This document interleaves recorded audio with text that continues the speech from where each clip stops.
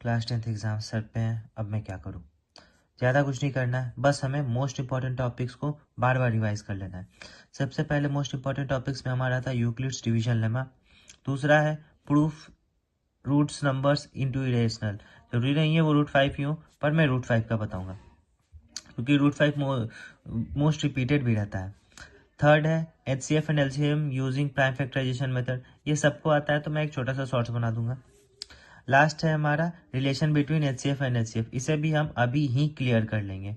थोड़ी देर की छोटी सी क्लास है और लेकिन प्रोडक्टिव क्लास होगी। सबसे पहले अगर हम बात करते हैं हमारे यूक्लिड्स डिवीजन लेमा की, तो यूक्लिड्स डिवीजन लेमा हमें ये बताता है कि यूक्लिड्स डिवीजन लेमा जो है वो कहता है कि हमारा जो डिविडेंड है वो इक्वल होगा divisor into quotient plus remainder के। जिसे मेनली हम लोग क्या करते हैं, इस तरीके से भी लिखते हैं कि A is equal to B Q plus R. अब कुछ लोग ऐसे भी हो जाते हैं, भाई मुझे तो नहीं पता क्यों होते हैं, जिनको ये नहीं पता कि डिविडेंड क्या है डिवाइजर क्या है, तो वो लोग भी देख लो। यहाँ होता है डिविडेंड, इसे बोलते हैं डिवाइजर, जिनसे हम डिवाइड करते हैं। यहाँ पे होता है हमारा क्वोशिएंट, और लास्ट में जो बच कर आता है उसे कहते हैं हम रिमाइंडर। चलो सपोज कर लेते हैं, सपोज कि हमें HCF निकालना है। किसका निकालना है भाई? ये मान लो कि हमें निकालने बोल दिया किसी ने 15 और 5 का, तो हम छोटे नंबर से 15 को डिवाइड करेंगे। 5 से डिवाइड किया 15 को 3 टाइम्स, ये हमारा 15 आया और ये 0। तो इसे लिखेंगे कैसे? 15 जो है उसे हमने 5 को 3 से मल्टीप्लाई किया और 0 ऐड किया, तब आया 0 लिखेंगे। अब जब हमारा 0 आ जाता है तो हमारा जो क्वोशिएंट रहता है यही हमारा क्या होता है? HCF हो जाता है।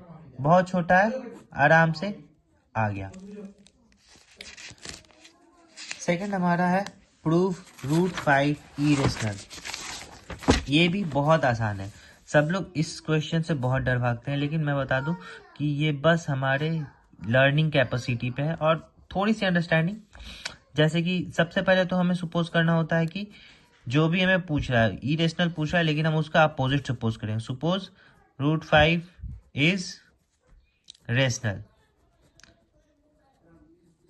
नाउ वी नो, अगर रेशनल है तो उसे हम A/B के फॉर्म में लिख सकते हैं, और लिख सकते हैं तो जहां A और B होता है वो क्या होता है? हमारा को प्राइम्स होते हैं। को प्राइम जिनको नहीं पता है उन्हें बता दो, को प्राइम वो नंबर है, पेयर ऑफ नंबर्स जो सिर्फ 1 से डिविजिबल हो।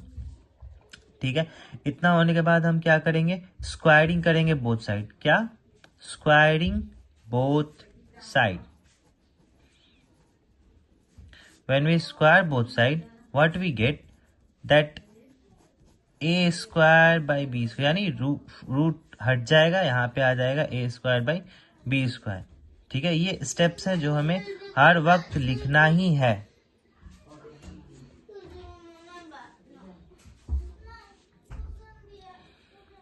Five B square is equal to A square. तो यहां से हम ये इस चीज पर आते हैं कि अगर हम 5 को B स्क्वायर से मल्टीप्लाई कर रहे हैं तो A स्क्वायर आ रहा है, मतलब कि 5 जो है वो डिवाइड कर देगा A स्क्वायर को, और जब A स्क्वायर डिवाइड हो सकता है तो A भी डिवाइड होगा। मैं इसको एक्सप्लेन करता, लेकिन हमारे पास बस इसको याद रखने के लिए करते जाना है।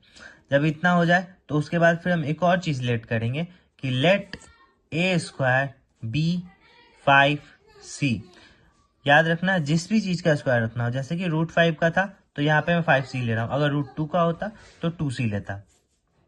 A स्क्वायर को 5C ले लिया तो यहाँ पे क्या होगा? 5B square is equal to A square की जगह पे 5C का स्क्वायर हो जाएगा, जो कि होगा 5B square is equal to 25C square.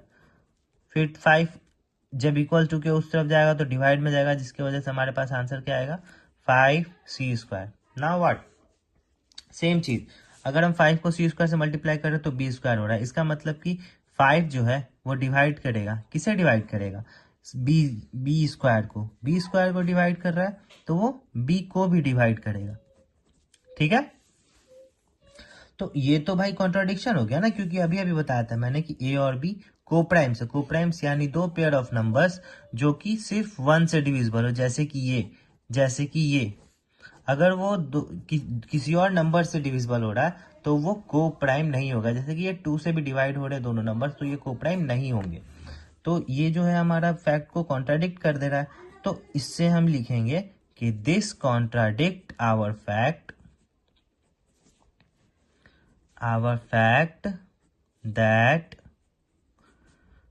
A and B are co-primes. A and B are co-primes. That is why we have to say that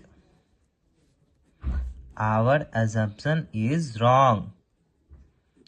Our assumption is wrong. Hence, √5 is irrational. और ये हमारा answer complete हो गया। ये जो हमारा answer है ये पूरे 3 से 5 मार्क्स का क्वेश्चन है, 3 to 5 मार्क्स का क्वेश्चन। तो इसको हम लोग वेरी इंपॉर्टेंटली याद ही रखना है और बनाते रहना है। लास्ट है हमारा HCF of. Now the third and most important, ये तो हम शॉर्ट्स में कर लेंगे। Third and most important relationship between HCF and LCM of two number. Third और लास्ट हमारा टॉपिक है relation between HCF and LCM, जो कि है HCF multiplied by LCM equal होता है प्रोडक्ट ऑफ द नंबर्स। जैसे कि अगर हम एग्जांपल के तौर पे देखें तो फाइंड द क्वेश्चन होगा कि find the HCF of 12 and 16 and verify the relation. तो हम क्या करेंगे, प्राइम फैक्टराइजेशन का यूज़ करते हैं। 2 से जब हम डिवाइड देंगे तो यहाँ पर 6 आएगा, फिर 2 से करेंगे तो 3 आएगा। 2 को हम लिख सकते हैं 2 मल्टीप्लाइड बाई 2 मल्टीप्लाइड बाई 3। 16 को भी सेम फैक्टराइज करूँगा, 2 से 8, 2 से 4, फिर 2 से किया तो 2 आ गया। 16 इज इक्वल टू क्या आया, 2 मल्टीप्लाइड बाई 2 मल्टीप्लाइड बाई 2। अब हमारा HCF क्या आया, HCF आया हमारा जो इन दोनों में कॉमन है। 2 कॉमन है, 2 कॉमन है तो 2 2 जा 4। LCM क्या आया, LCM जो कॉमन है वो तो हम मल्टीप्लाई करेंगे, साथ में जो बच गया उन्हें भी मल्टीप्लाई करेंगे। तो हमारे पास क्या आएगा 48।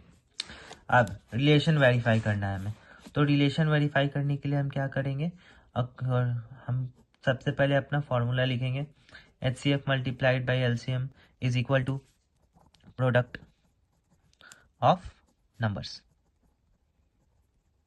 ठीक है, तो HCF कितना है हमारा 4, LCM कितना है 48, नंबर्स क्या है 12 मल्टीप्लाइड बाई 16। तो जब हम 12 को 16 से मल्टीप्लाई करें तो 6 2 जा 12, 6 1 जा 6 एंड 9, 1 1 जा 1 1, 192। 48 को 4 से मल्टीप्लाई किया, 4 8 जा 32, 2 3 कैरी ऑन, 4 4 जा 16 plus 3 19, 192। LHS is equal to RHS। हमारा रिलेशन प्रूफ हो गया। और यही हमारा मोस्ट इंपॉर्टेंट टॉपिक्स, यानी एग्जाम में 3 to 10 मार्क्स के क्वेश्चन हम लोगों ने अभी अभी सॉल्व कर लिए हैं एग्जाम के पॉइंट ऑफ व्यू से, जो कि बिल्कुल चांसेस हैं आने के। तो बोर्ड से यार टेंशन नहीं लेना है, सब बंद हो जाएगा।